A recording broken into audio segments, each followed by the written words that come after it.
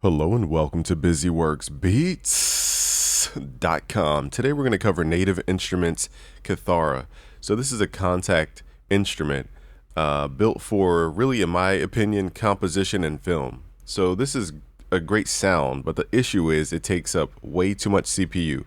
So warning, warning, warning, before you continue, this thing will crackle and pop if your audio buffer length is too low. So mine is at 1024, which is insanely high.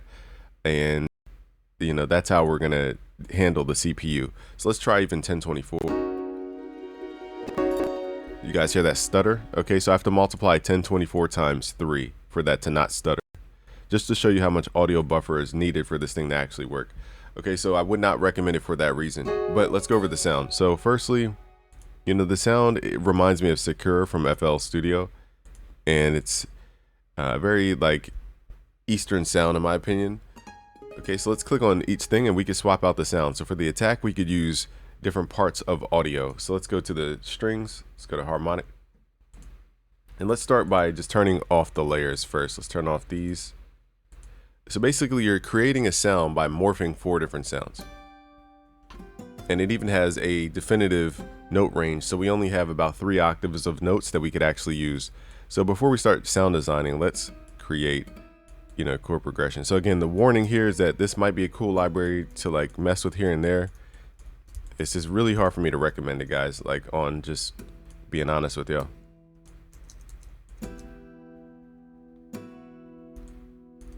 Okay, so right now we're just dealing with the attack sound, part of the sound.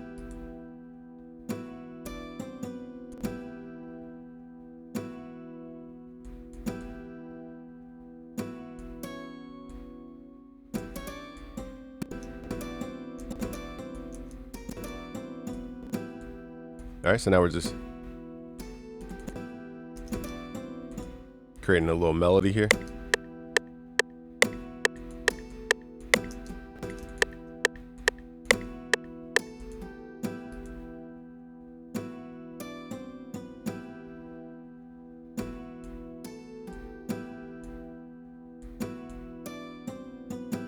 Okay, so now we have the melody. That's the attack part of the sound, is this harmonic guitar. Now let's add some sustain to the sound. So now when we hold those notes, it will trigger this part of the sound from whatever sample we pick.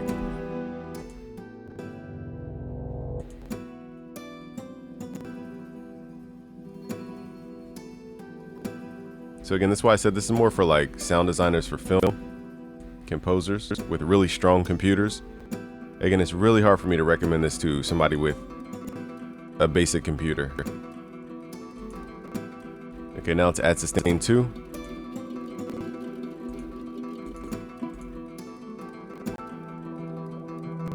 And then we can level it here with the simple leveler if the layers are getting too aggressive. Let's add some release.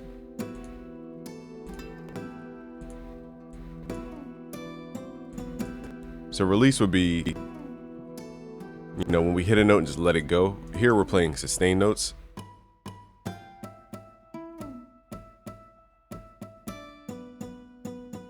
It's not even clear really when it triggers.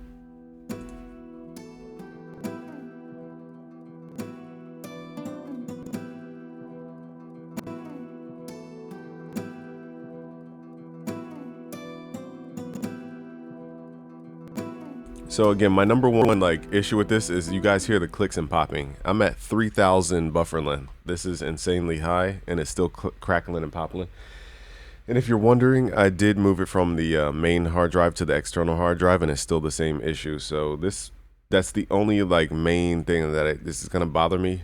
Okay, but let's turn on the effects at the bottom here. So I guess fragments takes parts of the sample and rearranges that, because it's adding a tone that wasn't there before, that dong sound. Let's see what shatter does. And guys, we're kicking up the 50 CPU on this one plugin. So again, it's not very efficient. I know I keep trashing it about that, but it's such a big issue that you can't really use this on an average computer. Let's send our release sounds to the reverb.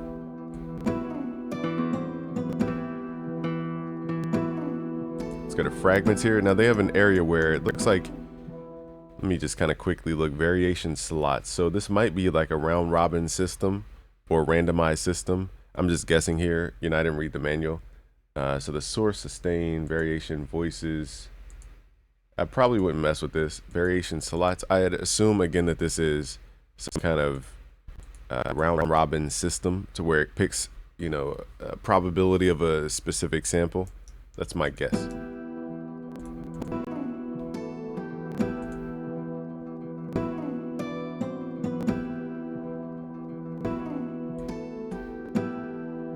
Okay, so I'm reversing the voices here. So let's figure out what even caused this clicking. I think it was the fragments.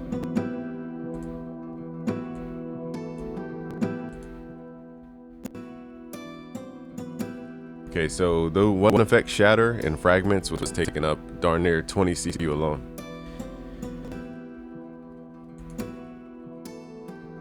I hate to end the video like sounding like I'm just trashing the plugin, but it's too hard to work properly. Looks like they spent a lot of time on this plugin too.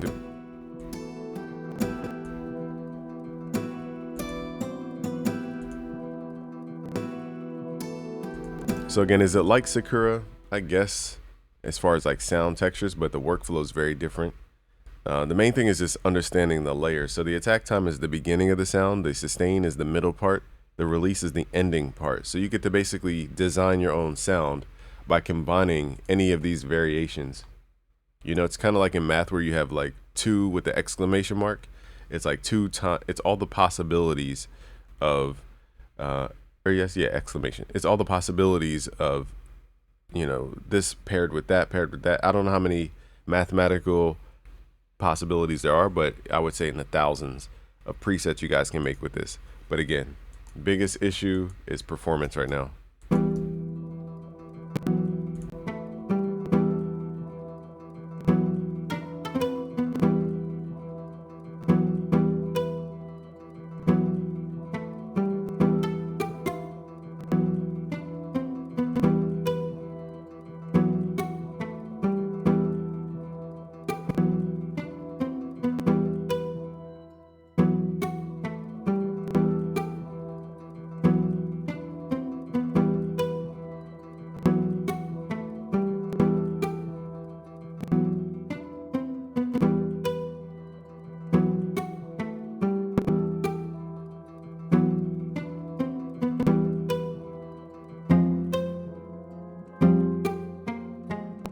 So this would sound cool for like a Travis Scott style.